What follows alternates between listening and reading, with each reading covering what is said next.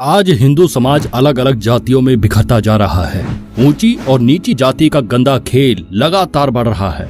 कुछ धर्म के ठेकेदार तो कुछ राजनीतिक संगठनों से जुड़े नेता जातिवाद राजनीति के चक्कर में हिंदुओं को बांटने का काम कर रहे हैं। साल 2011 की जनगणना के अनुसार भारत में 20 करोड़ से अधिक लोग दलित समुदाय से ताल्लुक रखते हैं और इसी समुदाय की एक प्रमुख जाति चमार भी है।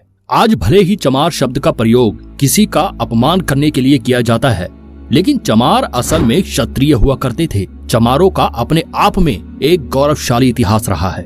विदेशी आक्रमणकारियों के खिलाफ आवाज उठाने से लेकर भारत की आजादी तक चमारों का योगदान बहुत महत्वपूर्ण रहा है। आपको जानकर हैरानी होगी कि प्राचीन काल में चमार जाति का कहीं भी वर्णन नहीं मिलता है। तो फिर चमार जाति कैसे अस्तित्व में आई? क्यों सूर्यवंशी क्षत्रियों से ताल्लुक रखने वाले कुछ लोगों को आज चमार कहा जाता है? तो आज की इस वीडियो में हम चमार जाति के बारे में विस्तार से आपको बताएंगे और साथ ही हम दावे के साथ कहते हैं कि इस वीडियो को देखने के बाद चमारों के प्रति आपकी सोच में जरूर बदलाव आएगा। हिंदू धर्म के अनुसार इस दुनिया की रचना ब्रह्मा जी ने की है और प्रत्येक जीव ब्रह्मा जी द्वारा ही बनाया गया है। ईश्वर ने धरती के सभी मनुष्य को एक समान बनाया है, लेकिन समय के साथ साथ इंसान पंथवाद और जातिवाद के चक्कर में पड़ता गया और इंसान ही इंसान की मौत को प्यासा हो गया। धर्म और जाति के नाम पर प्राचीन भारत में कभी कोई भेदभाव नहीं होता था। पहले लोगों को किसी जाति के आधार पर नहीं बल्कि वर्ण और उनके काम के आधार पर बांटा जाता था। आज के समय में जैसे डॉक्टर्स, इंजीनियर्स, टीचर्स, वकील जैसे अलग अलग पेशे हैं, ठीक उसी प्रकार पहले लोगों को उनके कर्म के आधार पर ही पहचाना जाता था।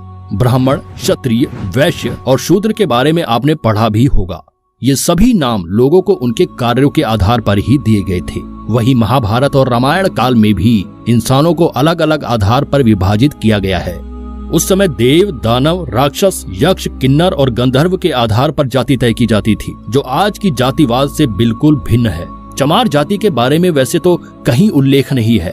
चमार शब्द का प्रयोग पहली बार सिकंदर लोधी द्वारा 16वीं शताब्दी में किया गया था, जिस समय भारत में तुर्की और अफगान के आक्रमणकारियों ने भारत में प्रवेश करना शुरू किया था।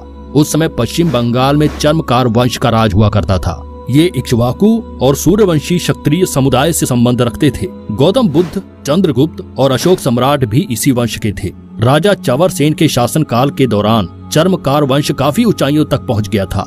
संत रविदास जी भी चवर वंश के ही वंशज थे। चित्तौड़ के राजा राणा सांगा और उनकी पत्नी झाली रानी संत रविदास जी को काफी मानते थे। राजा और रानी ने मिलकर